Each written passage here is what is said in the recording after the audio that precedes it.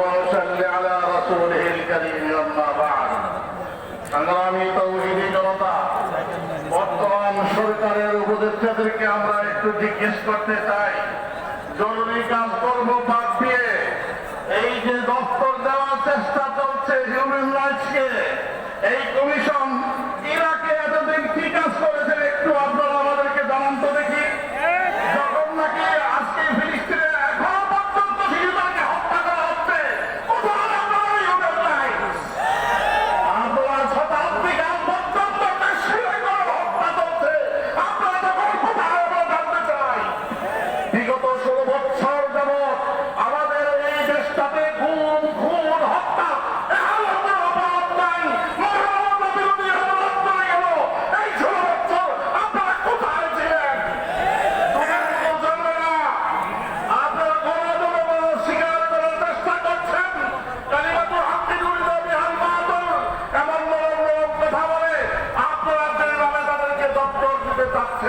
এই দেশের তৌহিদি জনতা আমাদের একজন যাতে কর্মী বেঁচে থাকতে তা হতে দেওয়া হবে না এই পর্যায়ে আপনাদের সঙ্গে গুরুত্বপূর্ণ বক্তব্য নিয়ে আসছেন হেফাজতুল ইসলাম বাংলাদেশের যুগ্ম মহাসচিব মাওলানা আবুল হক ইসলামাবাদী। হেফাজতুল ইসলাম ঢাকা মহানগর কর্তৃক আয়োজিত আজকের এই বিক্ষোভ মিছিল পূর্ব সমাবেশের সংগ্রামী সভাপতি উপস্থিত জাতীয় নেতৃবৃন্দ সমবেত প্রতিনিধি জনতা আমরা শুনতে পাচ্ছি জাতিসংঘ মানবাধিকার কমিশনের কার্যালয় স্থাপনের জন্য ডক্টর ইউনূস সরকার নীতিগত সিদ্ধান্ত নিয়েছেন। বাংলাদেশে কোন কারণে মানবাধিকার কমিশনের অধীনে স্থাপন করতে হবে আমাদের প্রশ্ন। বাংলাদেশের দীর্ঘ হত্যাকাণ্ড হল 2013 সালের 7বার গণহত্যা চালিয়েছে আওয়ামী খুনি হাসিনা সরকার। 21 সালে বসাই নদীর আন্দোলনকে কেন্দ্র করে আমাদের ভাইদের রক্তের রাস্তা বঞ্চিত হলে এদেশের হাজার হাজার আলেম বাংলায় হয়রানির শিকার হলো। 2000 অধিক আমেরিকান ছেলে বঞ্চিত হলো। জুলাই বিপ্লবের সময় আমাদের সন্তানরা আজকে যেভাবে গণহত্যার শিকার হয়েছেন তখন এই মানবাধিকার কমিশন কোথায় গিয়েছিল? সুতরাং জান মে কুছ কালা হয় এই সময়ে মানবাধিকার কমিশনের অফিস স্থাপন করার অর্থ হল বাংলাদেশের স্বাধীনতা সার্বভৌমত্বের উপরে চরমভাবে আঘাত করা। এটা ভারতীয় চক্রান্ত, তা বাস্তবায়ন হতে দেওয়া যাবে না, ইনশাআল্লাহ। আমরা লক্ষ্য করছি একজন সমকামী দুঃখে নিয়োগ দেওয়ার চক্রান্ত চলছে। আমরা সরকারকে মিডিয়ার মাধ্যমে জানিয়ে দিতে চাই বাংলাদেশের ফৌজদারি দণ্ডবিধি 1860 ধারা 377 অনুচ্ছেদ অনুযায়ী অপ্রাকৃতিক যৌন সম্পর্ক বা সমকামিতা শাস্তিযোগ্য অপরাধ। সুতরাং বাংলাদেশের দণ্ডবিধি অনুযায়ী এই অপরাধকে জাতিসংঘের কোন তথ্যে এনে চক্রান্ত করা হবে, লড়াই হবে। শেষ কথা হলো আমরা অন্তর্বর্তীকালীন সরকারকে স্পষ্ট ভাষায় জানিয়ে দিতে চাই বিদেশি কোন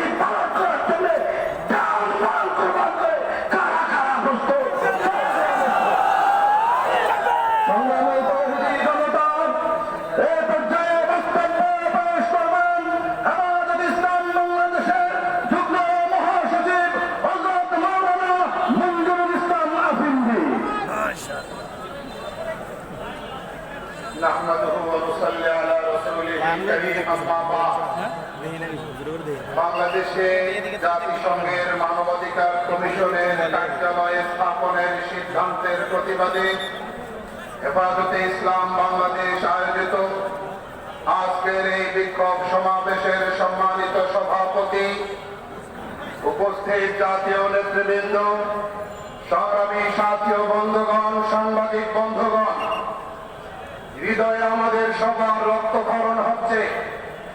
আমরা চরম উদ্বেগ উৎকণ্ঠার মধ্যে সময় পার করছি। চেয়েছিলাম কি, ভাগ্যে জুটতেছে কি, ট্রাম্প প্রশাসনকে এইরকম একটা অবাস্তব সিদ্ধান্ত উপহার দেওয়ার জন্য গণ অভ্যুত্থান হয় নাই। আমাদের দামাল ছেলে এই জন্য বুকে রক্ত দেয় নাই। আমাদেরকে মনে রাখতে হবে, এই সিদ্ধান্ত বাতিল করবার জন্য, অন্তর্বর্তী সরকারকে বাধ্য করবার জন্য যে কঠোর কর্মসূচি দেওয়া লাগে, হেফাজতে ইসলাম বাংলাদেশ কর্মসূচিকে ক্লিয়ার করতে।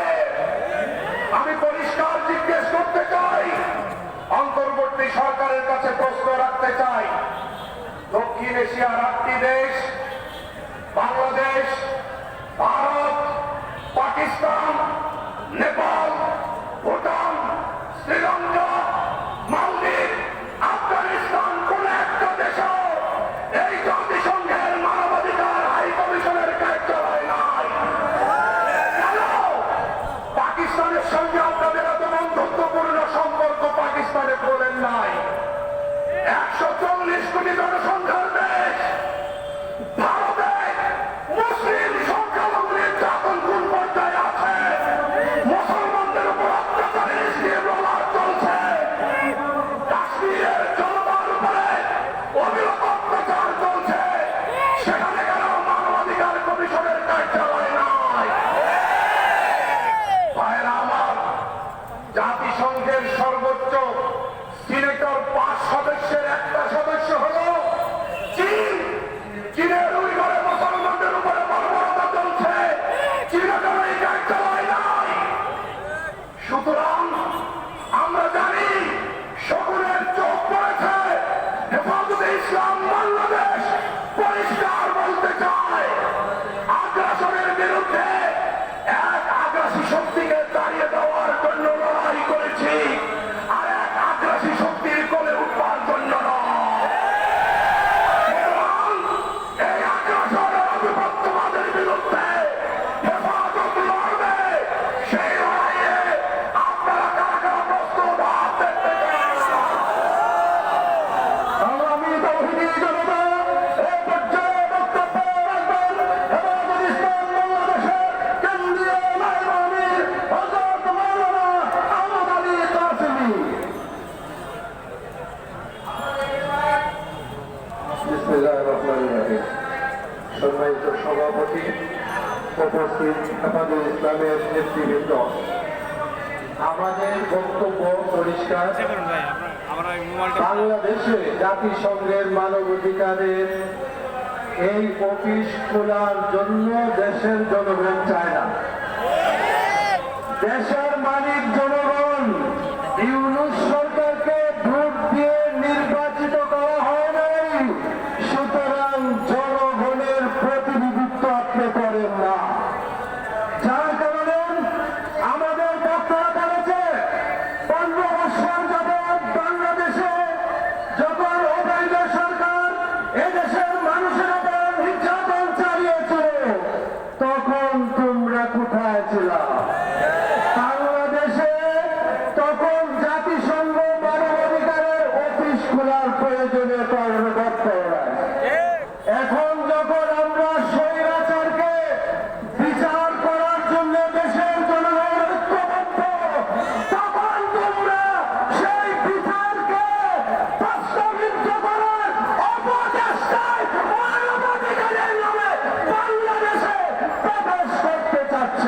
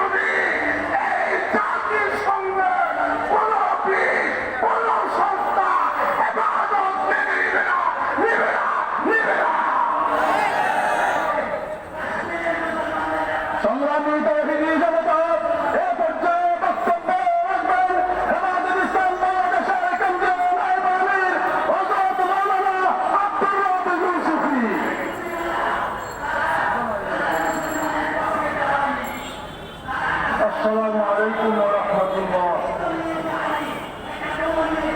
نحن الذين بايعوا محمدا على الجهاد ما بقينا أبدا.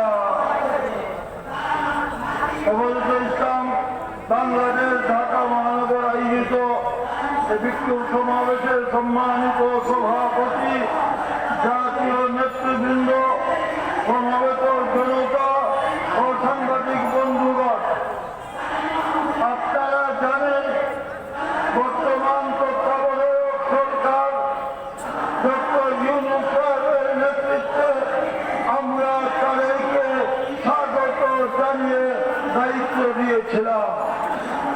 আমরা তাদেরকে সহযোগিতা করে যাচ্ছি, কিন্তু এই সুযোগটা তারা সব ব্যবহার না করে অন্যায় ব্যবহার শুরু করেছে। আমাদের পার্শ্ববর্তী রাষ্ট্র ভারতে যেখানে মসজিদ ভেঙে মন্দির বানানো হয়, আমাদের দেশে তত্ত্বাবধায়ক সরকার 20 টাকার নোট থেকে মসজিদ সরিয়ে দিয়ে সেখানে মন্দির স্থাপন করতে শুরু করেছে। তাহলে আমরা সেই ভারত এবং ভারতের ফ্যাসিবাদী সরকারকে কেন পরিবর্তন করলাম? আপনারা যদি তাদের কাজে সেইভাবে করতে থাকেন, মানবাধিকারের ব্যাপারে আপনারা কি অধিকারে আপনার মানবাধিকার কমিশনের অফিস দিবেন? আপনাদের অধিকার নাই। নির্বাচন দিন, নির্বাচন দিয়ে জনগণের হাতে ক্ষমতা দিয়ে চলে যান সসম্মানে। নাহলে এই জাতি যাকে সম্মান দিতে জানে তাকে অসম্মানিত করে টেনে হেঁচড়ে বিদায় করতে জানে। আমরা আপনাদের এই মানবাধিকার কমিশনের অফিসকে কিছুতেই সমর্থন করব না। প্রয়োজনে প্রধান উপদেষ্টার অফিস ঘেরাও হবে, ঢাকা ব্লকেট হবে, সারা বাংলাদেশে আন্দোলন ছড়িয়ে দেওয়া হবে।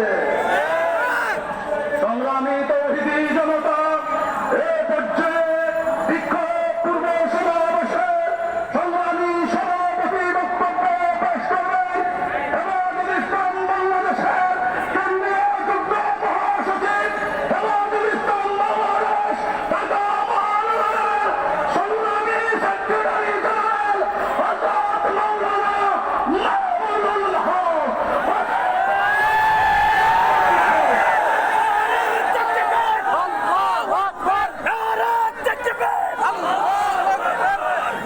السلام عليكم ورحمة الله. الحمد لله رب العالمين، والصلاة والسلام على سيد الأنبياء والمرسلين وعلى آله وأصحابه أجمعين. হেফাজতে ইসলাম বাংলাদেশ ঢাকা মহানগরের উদ্যোগে আয়োজিত আজকের এই বিক্ষোভ সমাবেশে উপস্থিত হেফাজতে ইসলাম বাংলাদেশের কেন্দ্রীয় মহানগরী নেতৃবৃন্দ, হেফাজতে ইসলাম বাংলাদেশের বিভিন্ন থানা এবং ওয়ার্ড পর্যায় থেকে সমবেত নেতাকর্মী, সংক্ষুব্ধ তৌহিদি জনতা এবং উপস্থিত সংগ্রামী সাথী ও বন্ধুগণ, আমরা অত্যন্ত দুঃখ ভারাক্রান্ত হৃদয় নিয়ে আজ হেফাজতে ইসলাম বাংলাদেশের পক্ষ থেকে আমরা আমাদের প্রাথমিক প্রতিক্রিয়া এবং আমাদের প্রতিবাদ জানানোর জন্য আজকে এখানে সমবেত হয়েছি। আপনারা লক্ষ্য করেছেন, গতকাল বাংলাদেশের অন্তর্বর্তীকালীন সরকার বাংলাদেশে জাতিসংঘের মানবাধিকার কমিশনের কার্যালয় স্থাপন করবার এবং মানবাধিকার কমিশনের কার্যক্রম পরিচালনা করবার জন্য নীতিগত সিদ্ধান্ত গ্রহণ করেছে। আজ হেফাজতে ইসলামের পক্ষ থেকে, বাংলাদেশের তৌহিদি জনতার পক্ষ থেকে অন্তর্বর্তীকালীন সরকারের সিদ্ধান্তকে আমরা প্রত্যাখ্যান করছি।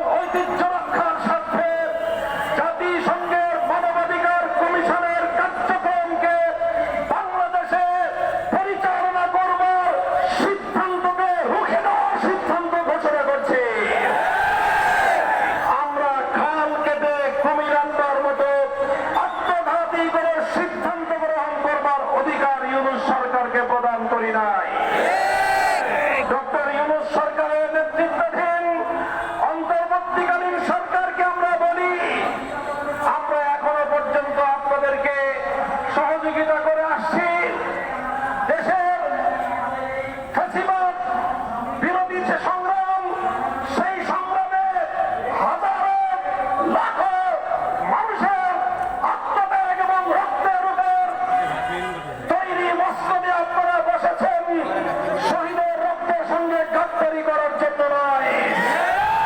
বাংলাদেশের মানুষ রক্ত দিয়ে, জীবন দিয়ে যখন ফ্যাসিবাদকে মোকাবেলা করছিল, তখন আমরা জাতিসংঘ অথবা তাদের শান্তি রক্ষা কমিশনের পক্ষ থেকে, তাদের মানবাধিকার কমিশনের পক্ষ থেকে বাংলাদেশের মানুষের পক্ষে প্রকৃত করে সহযোগিতা আমরা পাইনি।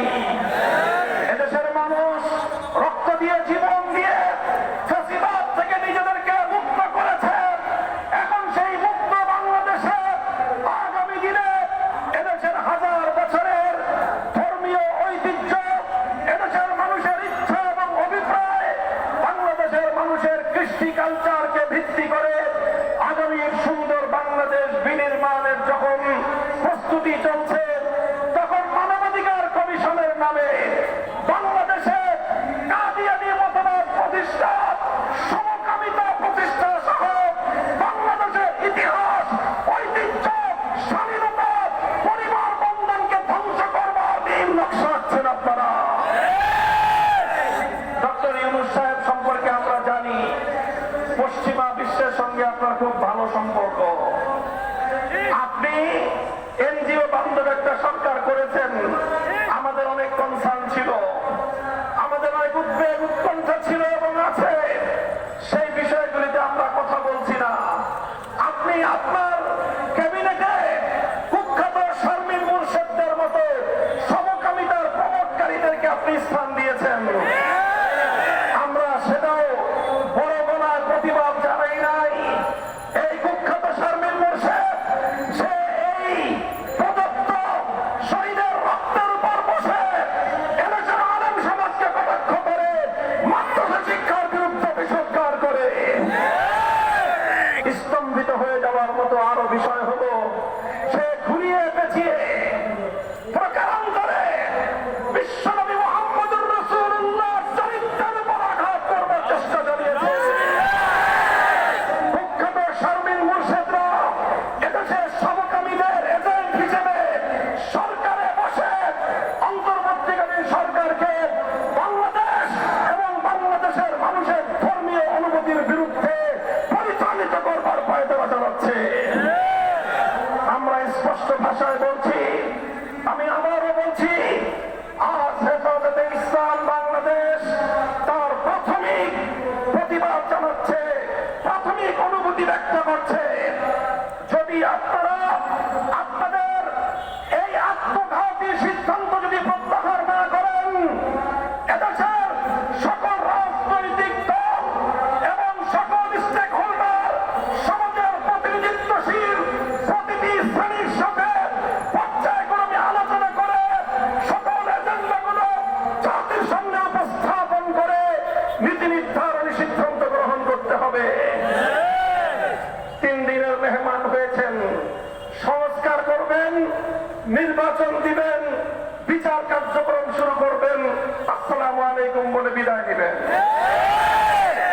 আপনাদেরকে এদেশের বছরের পর বছরের জন্য এইভাবে নীতি নির্ধারণী, জাতির ভাগ্য নির্ধারণী সিদ্ধান্ত গ্রহণ করবার অধিকার কে দিয়েছে?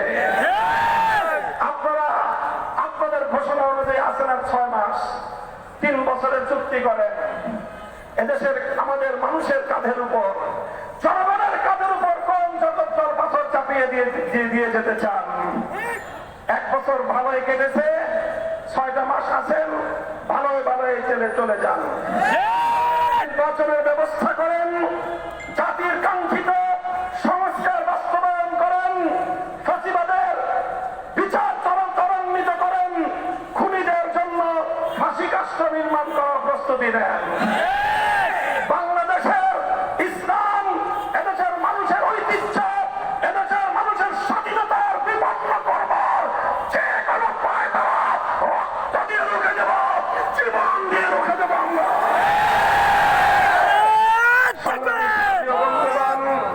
কাজে আমরা আমাদের বক্তব্য আবার পরিষ্কার স্পষ্ট ভাষায় বলে দিচ্ছি, গতকাল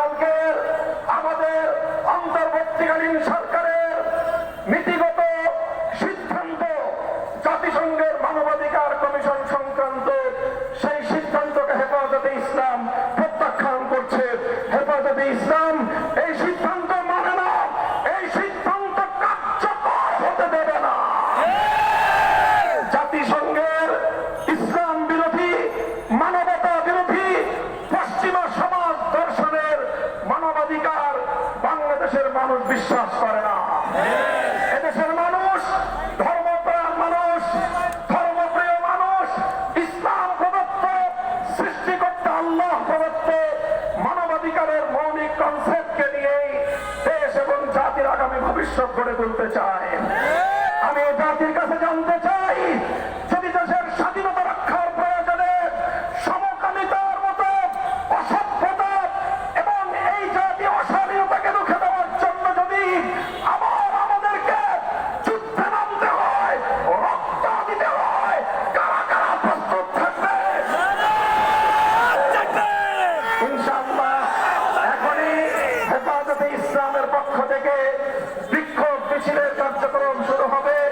শান্তিপ্রিয়ভাবে আপনারা সকলেই বিক্ষোভ মিছিলে সুশৃঙ্খলভাবে অংশগ্রহণ করবেন। উদাত্ত আহ্বান জানিয়ে বক্তব্য শেষ করলাম। আসসালামু আলাইকুম ওয়া রাহমাতুল্লাহ। সংগ্রামী তৌহিদি জনতা, আপনারা একটু মুরব্বীদেরকে